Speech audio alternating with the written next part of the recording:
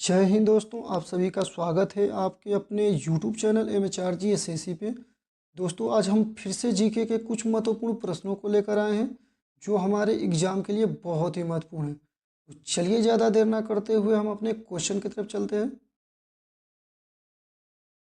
तो दोस्तों, हमारा पहला क्वेश्चन है, चंपारण सत्याग्रह कब हुआ था?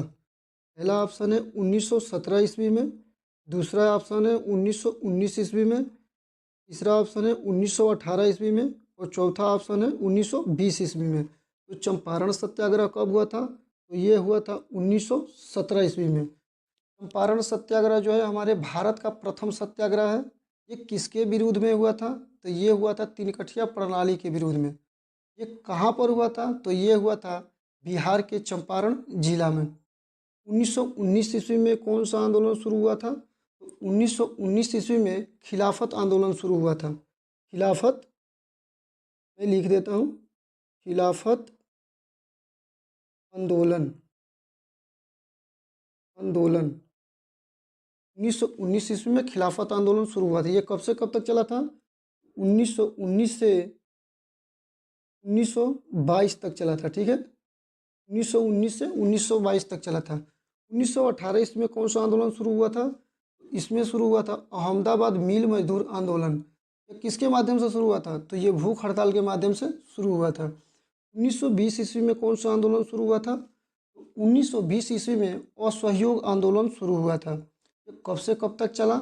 ये जो आंदोलन है 1920 से 1922 तक चला था। इसे महात्मा गांधी के द्वारा 1922 में ही वापस ले लिया जाता है। कारण क्या था? गोरखपुर में एक स्थान है चौरी चौरा, जहां पर 5 फरवरी 1922 को आम जनता के द्वारा 22 पुलिस वालों को जिंदा जला दिया जाता है। ठीक है, जिससे गुस्सा होकर के महात्मा गांधी क्या करते हैं कि असहयोग आंदोलन को वापस ले लेते हैं। असहयोग आंदोलन को वापस कब लिए थे ये? तो ये लिए थे 12 फरवरी 1922 को। चौरा चौरी कांड कब हुआ था? तो वो हुआ था 5 फरवरी 1922 को, और महात्मा गांधी इसे वापस ले लेते हैं 12 फरवरी 1922 को। ठीक है, तो चंपारण सत्याग्रह कंप्लीट हो गया। ये चारों जो ऑप्शन है ये कंप्लीट हो गए। चलिए आगे चलते हैं। अगला क्वेश्चन है कि भारतीय संविधान सभा का गठन किसके अंतर्गत किया गया था? पहला ऑप्शन है कैबिनेट मिशन, दूसरा क्रिप्स मिशन, तीसरा अशोक मेहता समिति, चौथा संचालन समिति। जो है कि भारतीय संविधान सभा का गठन किसके अंतर्गत किया गया था? तो आप कहेंगे कि भारतीय संविधान सभा का जो गठन किया गया था ये कैबिनेट मिशन के अंतर्गत किया गया था। ठीक है, कैबिनेट मिशन के अंतर्गत किया गया था। यदि आपसे पूछे कि क्रिप्स मिशन भारत कब आया था, तो क्रिप्स मिशन जो है हमारा 22 मार्च 1942 को भारत आ गया था। 22 मार्च 22 मार्च 1942। ठीक है, 22 मार्च 1942 को जो है कि क्रिप्स मिशन हमारा भारत आ गया था। यदि आपसे पूछे कि अशोक मेहता समिति के अध्यक्ष कौन थे? अशोक मेहता समिति के अध्यक्ष जो थे वो स्वयं अशोक मेहता ही थे। कौन थे? स्वयं अशोक मेहता ही थे। सॉरी, अशोक मेहता। ठीक है, संचालन समिति के अध्यक्ष कौन थे? वो थे हमारे डॉक्टर राजेंद्र प्रसाद। ठीक है, वो थे हमारे डॉक्टर राजेंद्र प्रसाद। डॉक्टर राजेंद्र प्रसाद। अगला क्वेश्चन देखिए।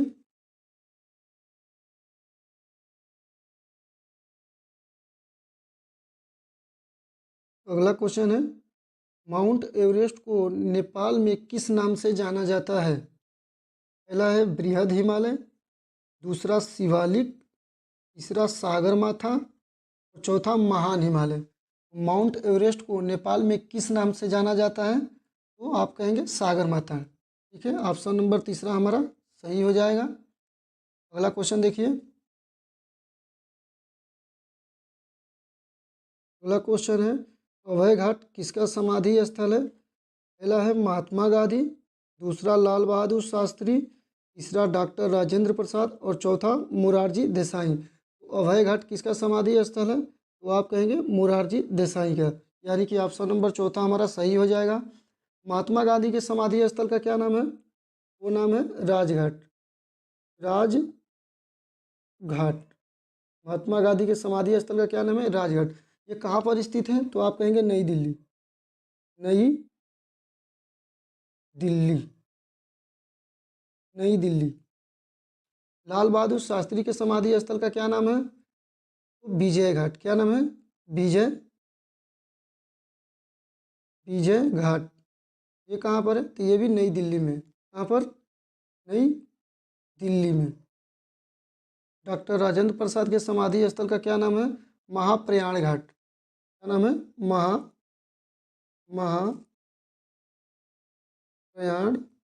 घाट। ठीक है, महाप्रयाण घाट। ये कहाँ पर है? तो आप कहेंगे पटना। कहाँ पर? पटना। ठीक है, चलिए आगे देखते हैं। अगला क्वेश्चन है, कंवर झील कहाँ स्थित है? पहला है मणिपुर, दूसरा गोवा, तीसरा बिहार और चौथा उड़ीसा। कंवर झील कहाँ पर स्थित है? बिहार में। ऑप्शन नंबर तीसरा हमारा सही हो जाएगा। मणिपुर में कौन सा झील स्थित है? मणिपुर में कौन सा झील स्थित है? आप कहेंगे लोकटक झील। कौन सा? लोकटक झील।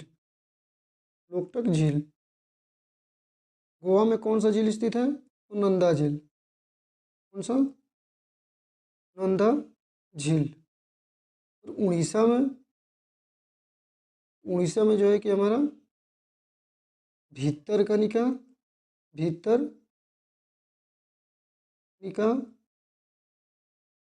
एक बहुत वहाँ पे पूछा जाता है, चिल्का झील, चिल्का झील,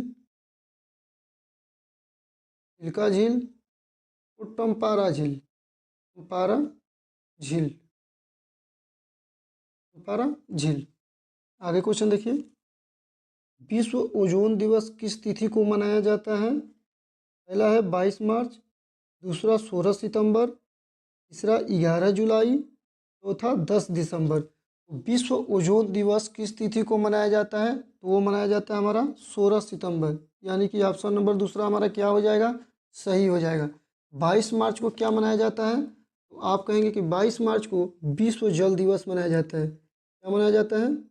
विश्व विश्व जल दिवस। विश्व जल दिवस किस तिथि को मनाया जाता है? 22 मार्च को। 11 जुलाई को क्या मनाया जाता है?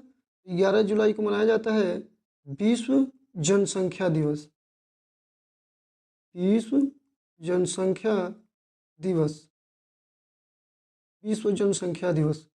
और 10 दिसंबर को मनाया जाता है हमारा मानवाधिकार दिवस। मानवाधिकार, मानवाधिकार, मानवाधिकार दिवस, मानवाधिकार दिवस। चलिए आगे देखते हैं। अगला क्वेश्चन है, कोलकाता किस नदी के किनारे स्थित है? पहला है हुगली नदी, दूसरा है गंगा नदी, तीसरा है सरयू नदी और चौथा है लूनी नदी। कोलकाता किस नदी के किनारे स्थित है? तो कोलकाता हुगली नदी के किनारे स्थित है। गंगा नदी के किनारे कौन कौन से शहर हैं? तो गंगा नदी के किनारे तो बहुत से शहर हैं, जैसे कि वाराणसी, वाराणसी, बक्सर, वाराणसी, बक्सर, बलिया, बक्सर, बलिया, नौज। ये सब जो है कि गंगा नदी के किनारे स्थित है। सरयू नदी के किनारे कौन सा है? सरयू नदी के है अयोध्या, अयोध्या। लूनी नदी के किनारे कौन है? तो लूनी नदी के किनारे है अजमेर, अजमेर। ठीक है, चलिए आगे देखते हैं। अगला क्वेश्चन है, भारत का सबसे लंबा एक्सप्रेसवे कौन सा है? पहला ऑप्शन है मुंबई एक्सप्रेसवे, दूसरा पूर्वांचल एक्सप्रेसवे, तीसरा लखनऊ एक्सप्रेसवे और चौथा गंगा एक्सप्रेसवे। भारत का सबसे लंबा एक्सप्रेसवे कौन है? तो आप कहेंगे पूर्वांचल एक्सप्रेसवे। यानी कि ऑप्शन नंबर दूसरा हमारा क्या हो जाएगा? सही हो जाएगा। यदि पूर्वांचल एक्सप्रेसवे का यदि आपसे टोटल दूरी पूछ ले तो आप क्या बताएंगे कि पूर्वांचल जो एक्सप्रेस है उसकी पूरी दूरी कितनी है? तो आप कहेंगे 340.8 किलोमीटर, 340.8 किलोमीटर। ये आगे देखते हैं।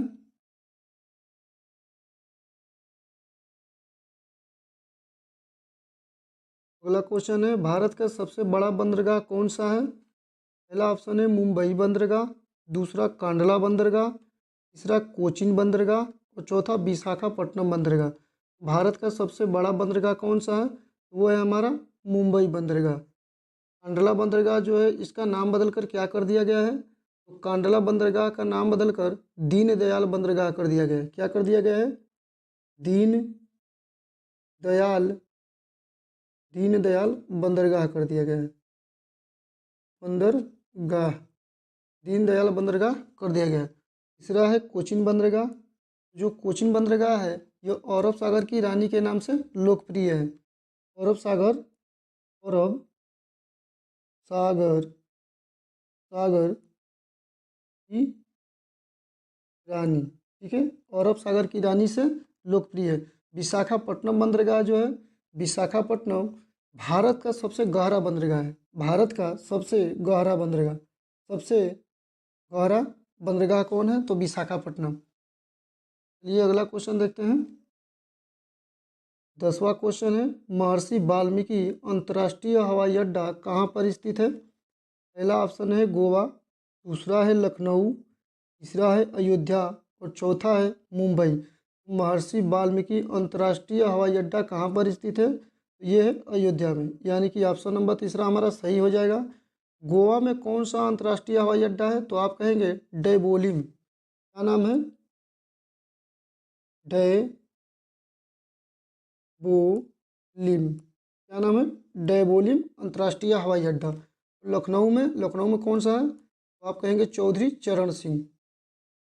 चौधरी चौधरी चरण सिंह चौधरी चरण सिंह अंतर्राष्ट्रीय हवाई अड्डा, ठीक है, चौधरी चरण सिंह अंतर्राष्ट्रीय हवाई अड्डा। और मुंबई में तो सभी जानते होंगे कि छत्रपति शिवाजी महाराज अंतर्राष्ट्रीय हवाई अड्डा। छत्रपति छत्रपति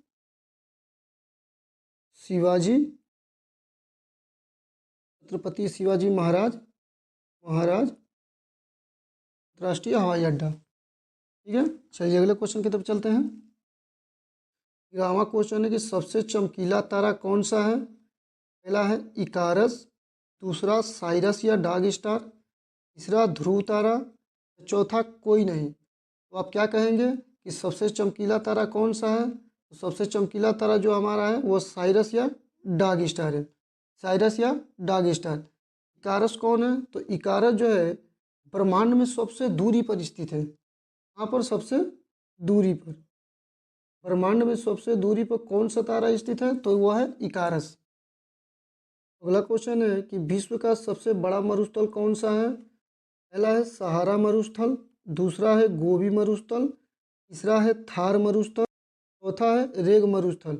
विश्व का सबसे बड़ा मरुस्थल कौन सा है? तो आप कहेंगे सहारा मरुस्थल, यानी कि ऑप्शन नंबर पहला हमारा क्या हो जाएगा? सही हो जाएगा। ये सहारा मरुस्थल है कहाँ पर? तो आप कहेंगे उत्तरी अफ्रीका में। कहाँ पर? उत्तरी उत्तरी अफ्रीका में, उत्तरी अफ्रीका में।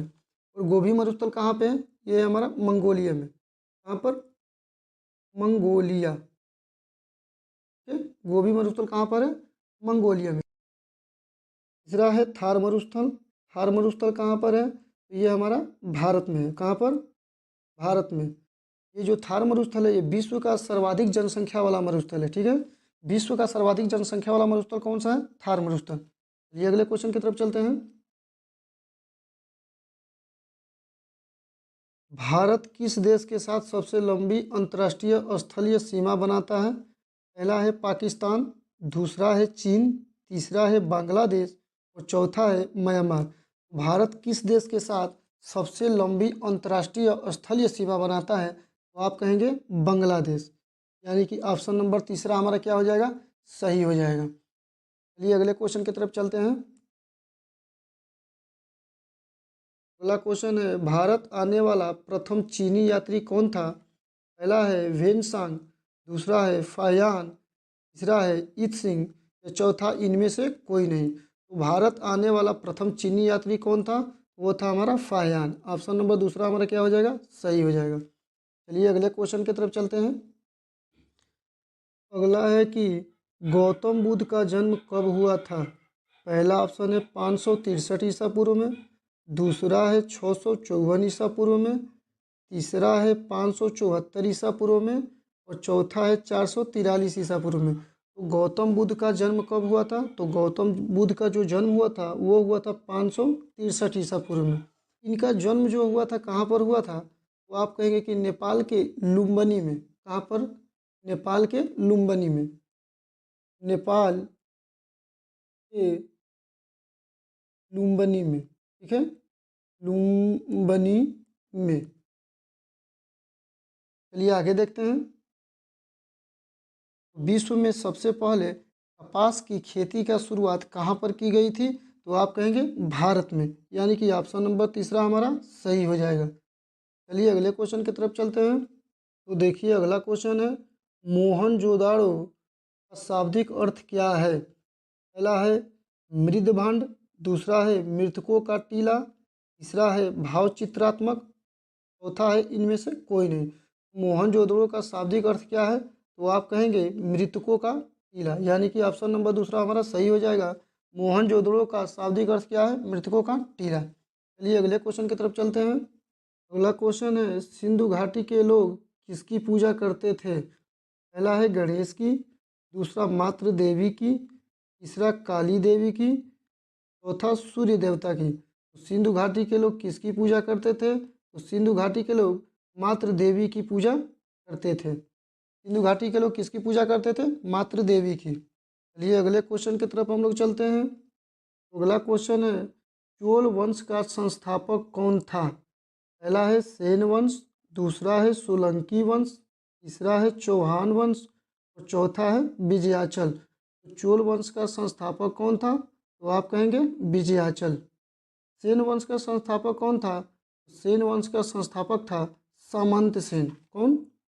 सामंत, लिख देता हूँ, सामंत सेन। तो सोलंकी वंश का, तो सोलंकी वंश का था मूलराज। कौन? मूलराज, मूलराज, मूलराज। चौहान वंश का कौन था? चौहान वंश के वासुदेव, वासुदेव।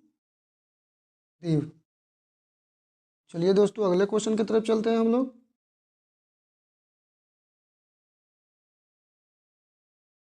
अगला क्वेश्चन है, हुमायूं नामा के लेखक कौन है? पहला है गुलबदन बेगम, दूसरा है बाबर, तीसरा है अबुल फजल और चौथा है फैजी। तो हुमायूं नामा के लेखक कौन है? तो हुमायूं नामा के लेखक हैं गुलबदन बेगम, ठीक है। हुमायूं नामा के लेखक कौन है? गुलबदन बेगम।